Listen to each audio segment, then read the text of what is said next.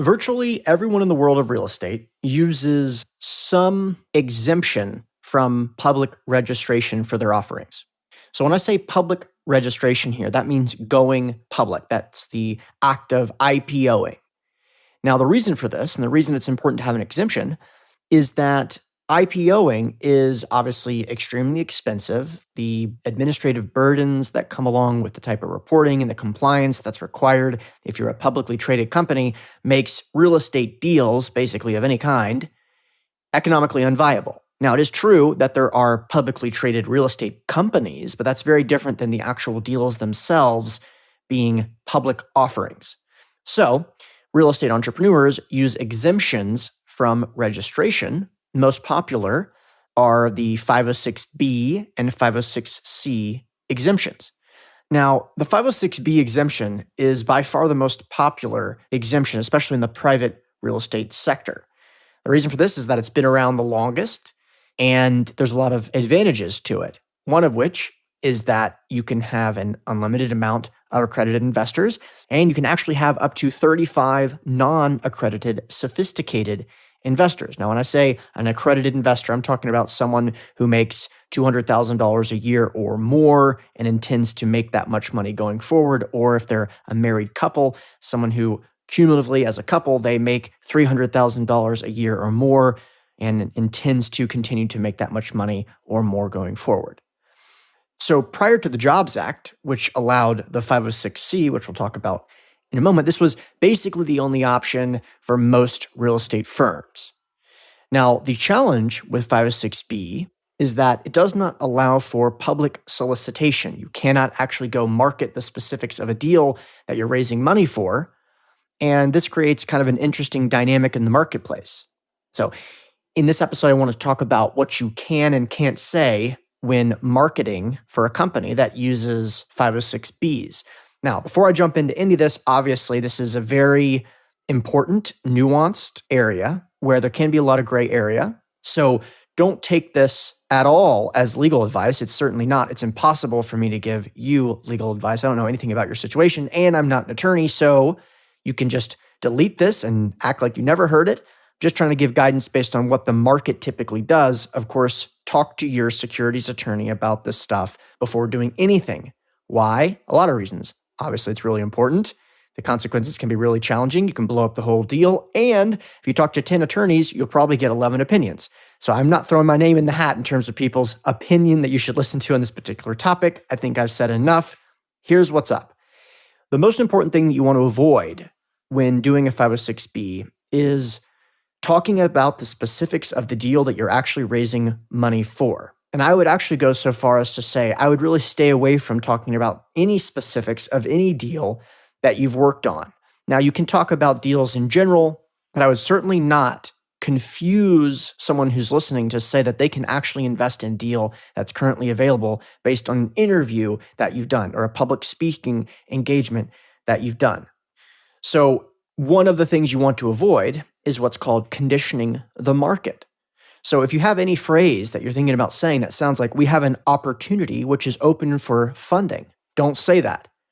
If you have the inclination to say, well, here's what the deal is. It's a 25-unit apartment complex in Houston, Texas, and the return profile looks like it's going to be a 15% IRR. That is no across the board. I wouldn't talk about the market. I wouldn't talk about the number of units. I wouldn't talk about the return profile at all. And I know that's really hard to do, so you're probably going to think, well, what can I say? We'll talk about that as well. Here's what I also wouldn't say. Hey, listen, because it's a 506B, I can't tell you to invest now, but here's what the deal kind of looks like. And in 45 days, I'll give you access to invest in it. Now, that's kind of a gray area, but you see how that term conditioning the market, it implies you're trying to prime the pump before they can actually have access to the deal. Now, when I say condition the market, the reason this is important is that in a 506B, though this is not actually written into law, a lot of people that operate in the industry have understood the SEC's guidelines to imply that if someone goes to your website, signs up as an accredited investor, says that they're accredited, then you have a phone call with them and reconfirm that they're accredited, which I think is really important to do. there should be around a 30-day cooling off period during which you can substantiate your relationship with that investor. Now, after the 30-day period, now they're no longer just the random public. Now you've been able to develop that relationship. If you do have that call with them, if you do ask them if they're accredited, if you do ask them about their background with investing, after that 30-day period is done, now you can market directly to them and talk about the specifics of the deal and actually let them invest. Now, during that 30-day period, I would not give them any details about a deal that you're currently raising capital for.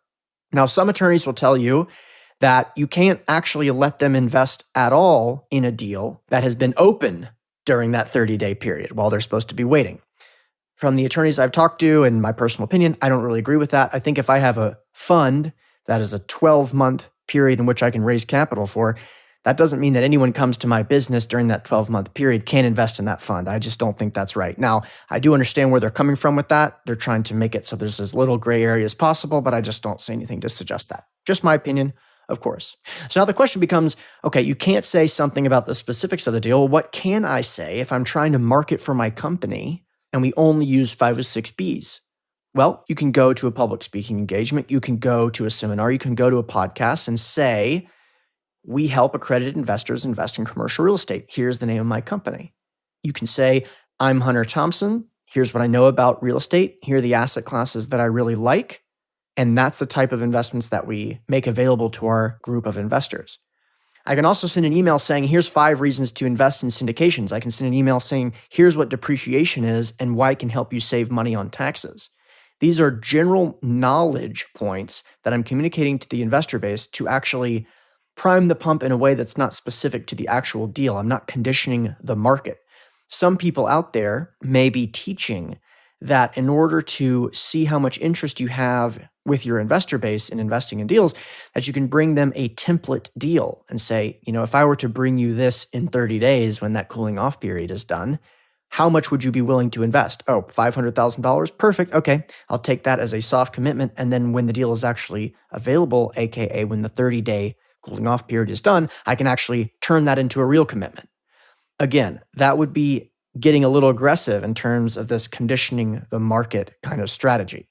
So there's a lot of gray area in there. Another thing I will say about the 506B, while it is technically allowed to raise money from non-accredited investors, if you have a public persona, if you have a popular LinkedIn or Facebook, or you use the podcast medium like I do, I would not be attracting non-accredited investors and then allowing them to invest in your 506B offering, even though technically it may even be allowed. Now, there is some gray area in terms of that as well, as you probably assume, but it's just not the best idea to have someone who has a net worth of $50,000 and you have a deal that has a $25,000 minimum investment. It sets you both up for a real challenge. And I'm not trying to be insensitive. I, like most of the listeners of the show, like this business because we're trying to give control to people that don't have access to family office advisors. And so you feel like, dang, I was trying to help out my friends and family who are working towards becoming accredited, but are not quite there yet. And now you're telling me that I can't help people that are non-accredited. So kind of a headache, and it's unfortunate. To be honest with you, the gray area surrounding 506B is why I've become such an advocate of 506C, which only allows accredited investors, but the upside is there's no cooling off period. You can publicly solicit deals. You can say specifics about deals that you're actually actively raising capital for. To be honest with you, I don't do a lot of that. You guys have listened to the show for quite some time. I may mention specifics of a deal, but we don't have a sales pitch on this podcast. It's not because I'm not allowed to do it. It's because I don't think it's actually best practice to do so. Because what do I really want? I really want to increase interest. I want to attract attention because of quality content, and I want to get those emails. That's what I really want because I want to nurture the relationship. Once I have the emails, then I may be able to say, hey, here's the specifics of a deal that we're actually raising money for. If you want to hear more about the 506C offering structure and why I'm a huge proponent of it, we've linked to that in the show notes page. And I promised you that I was going to start actually linking to things I say, no matter what.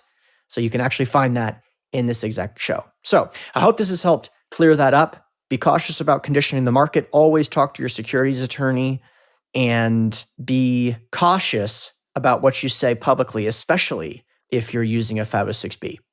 All right, have a good one.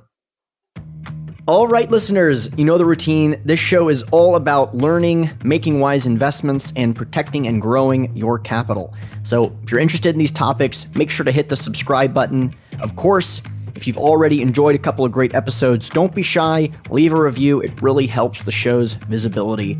And lastly, if you're an accredited investor and you're interested in learning more about our investment opportunities, the types of deals that I personally invest in, go to asymcapital.com.